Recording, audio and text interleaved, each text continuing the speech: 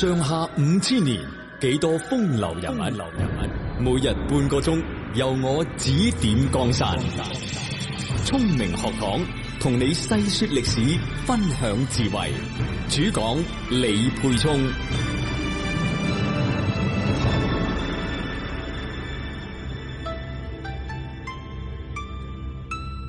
嗱，只要對宋朝嘅歷史有少少了解嘅朋友呢，應該都知道啦。喺北宋同遼國之間啊，有一個非常之著名嘅盟約，叫做澶淵之盟。咁喺我哋嘅中學歷史教科書裏邊講啊，呢個和約呢係北宋嘅皇帝宋真宗懦弱怯敵嘅產物。咁本來當其時啊，宋真宗御駕親征，宋軍士氣高漲，形勢一片大好嘅。但係宋真宗一心就盡快停戰，於是呢就簽低咗呢個不平等嘅條約。因為呢個澶淵之盟啊，宋朝每年要向遼國提供大量嘅稅幣，為北宋朝廷嘅財政同埋北宋人民帶嚟咗沉重嘅負擔。不過事實上啊，呢個澶淵之盟為北宋帶嚟咗近100年對遼邊境嘅和平，保障咗北宋同遼國兩地嘅經濟文化發展。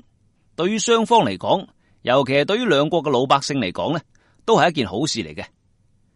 至於北宋向遼國提供嘅稅幣，雖然被稱為大負擔啊，但係如果研究一下北宋時期嘅經濟狀況啊，我哋可以發現呢啲錢呢，對於富裕嘅北宋嚟講，根本就稱唔上咩嘢負擔嘅。北宋去到後期嘅財政危機呢，主要係佢內部嘅問題啫。所以對於澶淵之盟點樣評價，我覺得就唔能夠僅僅用稅幣嘅多少去衡量嘅，而應該從更高嘅高度同埋更多嘅維度去考察。咁呢一回啊，我就嚟同大家詳細講一講澶淵之盟簽訂嘅過程，咁亦都順便一齊討論下呢個盟約究竟應該點樣評價好哈。嗱，上回我哋講到啊，宋真宗俾寇準逼住佢御駕親征，硬住頭皮向禪州出發，路上呢幾次係想打退堂鼓嘅，都俾寇準頂住。不過呢個時候呢，名將李繼龍歸隊過嚟護駕，宋真宗個心呢叫做稍微定翻啲。嗱，呢個禪州城啊，係而家嘅河南濮陽。當其時啊，黃河將呢個禪州城一分為二，北邊係北城，南邊係南城，好似我哋廣州河南河北咁吓。遼國嘅大軍繞過宋朝幾個主要嘅城池，一路殺到嚟禪州嘅北城，20萬大軍分三面將禪州城包圍住，形勢可以講係非常之緊張嘅。而且呢個禪州城離宋朝嘅都城開封呢，只有幾日嘅路程嘅啫。如果禪州一破啊，開封就非常之危險啦。嗱，宋真宗啊自己知自己事啊，佢係個太平天子嚟嘅，未打過仗嘅。所謂御駕親征呢，無非就鼓勵下士氣嘅啫。真正行軍布陣呢，都係要靠李繼龍。所以啊，佢就唔敢貿貿然馬上走去禪州啊，而係先派李繼龍過去布置防衛。嗱，咁聽講皇帝就快嚟，禪州嘅守軍啊士氣大振啊。咁但係齋靠士氣啊唔得噶，要打贏敵人呢，仲係要有正確嘅指揮先得嘅。咁喺呢方面啊，李繼龍嘅作用就比宋真宗大得多啦。嗱，當其時啊，遼軍啊想先佔據北城，然後再渡河進攻南城，所以啊三面將北城團團圍住。李繼龍渡河入城之後呢，巡視城防，做咗個好重要嘅決定，就係喺各個險要嘅地方呢都設置強弩。咁呢個所謂強弩啊，就係射程非常之遠、殺傷力好大嘅弓箭。咁呢個呢係步兵對付騎兵嘅看家法寶嚟嘅。咁喺宋代啊，呢個強弩嘅技術已經發展得好犀利，其中最著名嘅叫做床子弩，佢係依靠幾張弓嘅合力啊，將一支箭啊射出去，所以要好多個人一齊轉動輪軸呢，先可以拉開嘅，射程可以去到500米開外，係當其時最勁抽嘅遠程武器。咁大家可以想象為呢，就係古代版嘅狙擊槍咁上下啦吓。李繼龍嘅呢個布置啊，對於呢一場仗起咗關鍵性嘅作用。嗱，上一回我都講過啦，遼國嗰邊有個先鋒大將叫做蕭塔林嘅，係繼耶律休哥之後啊，遼國有一位非常之出色嘅名將。佢啊不但止驍勇善戰，而且文武雙全，喺今次遼國嘅南征裏邊呢，有非常之重要嘅作用嘅。嗱，佢嚟到禪州城之後啊，完全就冇將城上嘅守軍啊睇喺眼裏邊，親自走到陣前呢觀察地形地勢。佢啊諗住離天隔丈遠，應該冇乜危險㗎。點知呢個時候啊，宋軍喺城頭上有個軍頭叫做張環嘅，佢係個神射手嚟嘅。見到蕭塔林喺下邊耀武揚威，指手督腳，心裏邊就激鬼氣啦。心諗你呢個咁嘅番將啊，牙刷刷，等我一箭射瓜你先。於是啊，佢就嗌埋幾個幫手一齊拉開張床子弩，一箭就照住蕭塔林啊射過去。蕭塔林啊點諗到自己嚟得咁遠都會俾人射噶？正喺度指點江山之際，只聽見唰一聲，兜口兜面照住自己嘅射過嚟。咁呢個時候再要閃避啊嚟唔切啦！呢支箭噗一聲射中蕭塔林嘅額頭，蕭塔林當堂啊跌落馬下，死於非命。嗱，蕭塔林啊係遼軍嘅前敵總指揮。雖然蕭太后同埋遼聖宗啊掛名御駕親征，但係真正喺前線指揮軍隊作戰嘅呢就係蕭塔林。佢咁無啦啦俾人射死咗呢，遼軍啊真係瀨氣啦。佢嘅棺木運到翻遼軍軍中，蕭太后撫住棺木喊到嘩嘩聲，遼軍嘅士氣呢亦都大受打擊。嗱，我哋啱先都講過啦，遼軍呢一次南征啊，蕭塔林係其中一個始作俑者嚟嘅。佢一死呢，遼軍嗰邊就開始有同宋朝議和嘅想法啦。嗱，咁殺死咗遼國嘅大將，宋軍呢邊啊士氣大振啦。李繼龍啊馬上派快馬將捷報報俾宋真宗，並且建議呢，請佢啊先唔使過河，喺南城暫住。點知寇準啊唔制喎，佢啊同宋真宗話啦：皇上如果唔過河呢，就唔可以震懾敵人，咁我哋呢邊嘅人心就危險啦，所以唔過河就打唔贏呢場仗嘅。佢咁講法呢，就監生逼住宋真宗一定要過北城啦。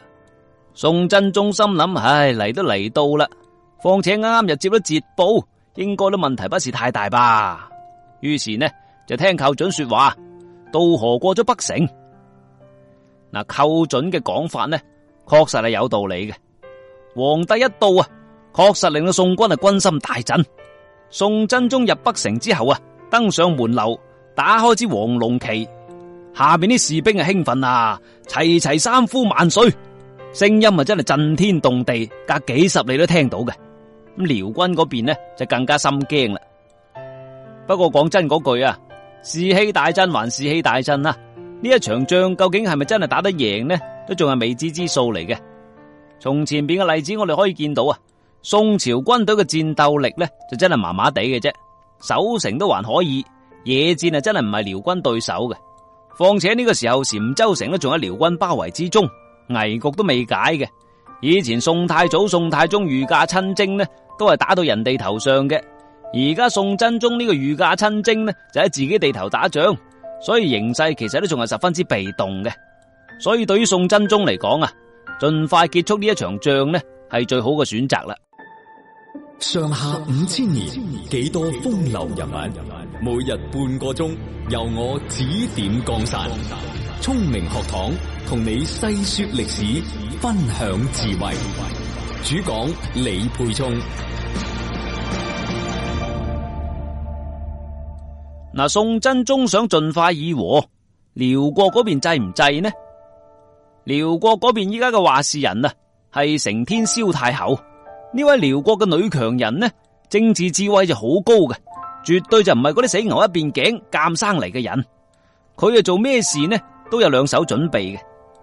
早喺遼軍出發之前呢，蕭太后就已經通過宋朝嘅行將黃繼宗，保持住同宋朝議和嘅通道噶啦。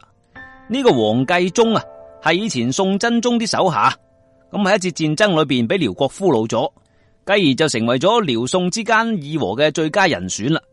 嗱，遼國今次南征呢，雖然就兵強馬壯，但係孤軍深入，而家禪州城都未必攻得落嚟，更加唔好講話開封府啦。況且仗都未打，大將蕭塔林就死咗先。咁大家知打仗呢家嘢好講意頭噶嘛，未戰啊先捷大將，無論如何都唔係一個好兆頭嚟嘅。況且宋軍呢邊李繼龍復出，一出手呢就殺咗蕭塔林。若然繼續打落去啊，真係唔知佢仲有咩符 fit 噶噃。所以蕭太后諗諗下呢，覺得唉都係算啦。既然仗打唔贏，不如就試下講數口，睇下可唔可以講得贏啦。於是呢，就叫黃繼宗通過多個渠道啊，向宋真宗傳遞和談嘅信件，要求宋朝啊派使者過嚟議和。宋真宗一聽到遼軍肯議和，梗係攞去反應啦。馬上命令曹利用為議和大臣，過去遼軍嗰邊就講數啦噃。曹利用過到遼軍嗰邊，先係拜見蕭太后。咁蕭太后呢就派咗個使者叫韓紀嘅，同曹利用一齊過嚟揾宋真宗啦。韓紀拜見宋真宗之後啊，就提出咗個條件，佢話遼國呢要攞翻關南之地。咁咩叫關南之地呢？就係瓦橋關以南嘅地區。點解遼國要咁提呢？原來啊，自從5代嘅時候，石敬瑭割讓咗燕雲16州俾遼國之後呢，歷代嘅中原政權都想收復呢16個州嘅，但係唯有就周世宗柴榮呢取得咗局部嘅成功，收復咗呢個關南之地。而家遼宋和談啊，呢個歷史遺留問題呢又擺翻上嚟啦。遼國覺得呢個燕雲16州係當時你哋割讓俾我噶噃，咁我攞翻嚟係完全合理合法嘅。咁既然家時講和啦，你宋朝係咪應該還翻俾我呢？宋真宗一聽呢個條件呢，就耍手兼擰頭啦。佢啊雖然唔想打仗，但係你要佢將關南之地還翻俾遼國呢，佢係打死都唔制嘅。事關宋朝啊，繼承嘅係後周嘅政治遺產。咁從開國嘅時候呢，關南之地就屬於宋朝噶啦。所以若然要還呢，對於宋朝嚟講就係割地求和啦。咁呢樣嘢真係遺臭萬年噶嘛，宋真宗啊幾打都唔制嘅，所以佢就提出呢，漢朝嘅時候啊，大漢個皇帝啊曾經賜玉帛俾匈奴嘅單于，咁呢一個做法呢就可以考慮沿用。但係如果要我還翻關南之地呢，就一定冇商量噶啦，大家打死罷就嘅啫。而寇準啊更加激進，佢就話連錢都唔使俾遼國啦，反而應該趁機要佢哋交還燕雲16州。然後呢，向宋朝稱臣，咁啊，先可以保證百年冇事嘅。不過講真嗰句啊，寇準呢個主張呢，聽起身係爽，但係以當時遼宋兩國軍事實力嘅對比呢，佢呢個要求啊，實在有點異想天開啦。宋太祖、宋太宗兩朝都攻唔落燕雲16州，你而家仲要俾人打到上心口，又點可能有本錢要人還翻個地方過嚟呢？係嘛？不過談判台上呢，有人扮黑面，有人扮紅面，咁呢個亦都係談判嘅策略之一啦。最後啊，宋真宗啊同寇準講，話呢場仗再打落去呢，就生靈塗炭，百姓困苦噶啦，不如都係議和算啦。寇準聽皇帝咁講呢，唯有同意喺啦。於是啊，宋真宗啊派曹利用再次去遼軍嗰邊，同蕭太后啊繼續講數口啦。咁喺出發之前啊，曹利用就問宋真宗，話呢個俾遼國嘅賞賜啊，究竟係咩口徑啊？宋真宗就話：如果萬不得已呢，可以去到100萬嘅。嗱，咁曹利用亦都係個有骨氣之人啊，佢係對宋真宗話：如果遼國仲有其他非分嘅要求呢，我啊絕對唔會活住翻嚟見皇上嘅。寇準喺旁邊聽咗之後呢，偷偷地就將曹利用掹埋一邊話：嗱，雖然聖旨話呢可以去到100萬。但係如果超過30萬呢，我話攞你人頭啊！曹利用見到宰相咁講，唯有猛咁岌頭，跟住呢就出發去揾蕭太后啦。嗱，話說曹利用嚟到遼軍嘅營寨啊，蕭太后就同佢講啦：以前晉朝將關南之地俾咗我哋，後來周世宗啊搶咗去，而家應該還翻俾我哋遼國至係嘅。曹利用嘅答話：前朝嘅事我朝就唔知道嘅。如果太后要歲幣以資助軍用呢，我可以翻去同皇上商量下。但係如果要土地呢，我就唔敢翻去就俾皇上聽啦。大家戰場上見過真章就係啦。蕭太后見到曹利用咁硬淨呢，知道呢塊地就攞唔翻噶啦。不過佢呢都係漫天開價落地還錢嘅啫，志在揾到啲着數喺啦。咁經過雙方來來回回討價還價，終於呢就講掂數口啦。雙方約定啊，宋朝每年俾遼國10萬兩銀，20萬匹絹。遼宋兩國約為兄弟之國，遼聖宗呢就稱宋真宗為兄長，而宋真宗啊就尊蕭太后為叔母。雙方界定清楚邊界之後呢，互不侵犯，並且唔可以收留對方嘅逃亡人員，並且唔可以構築針對對方嘅軍事設施。嗱，咁呢個條約總嘅嚟講啊，對於遼國係比較有利嘅。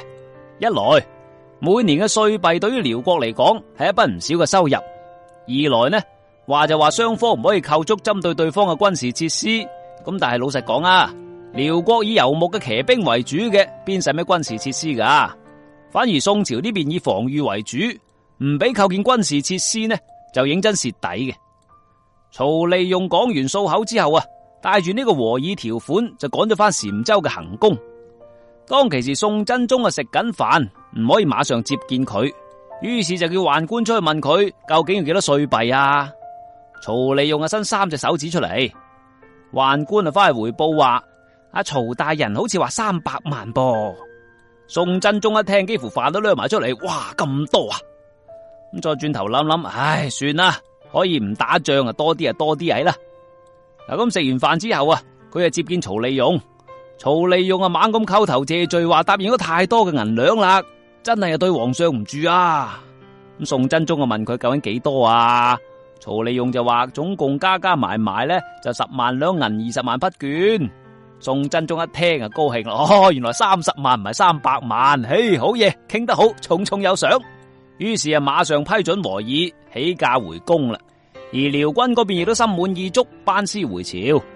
呢一場遼宋大戰啊，就此係告一段落啦。澶淵之盟啊，為兩國帶嚟咗好長時間嘅和平。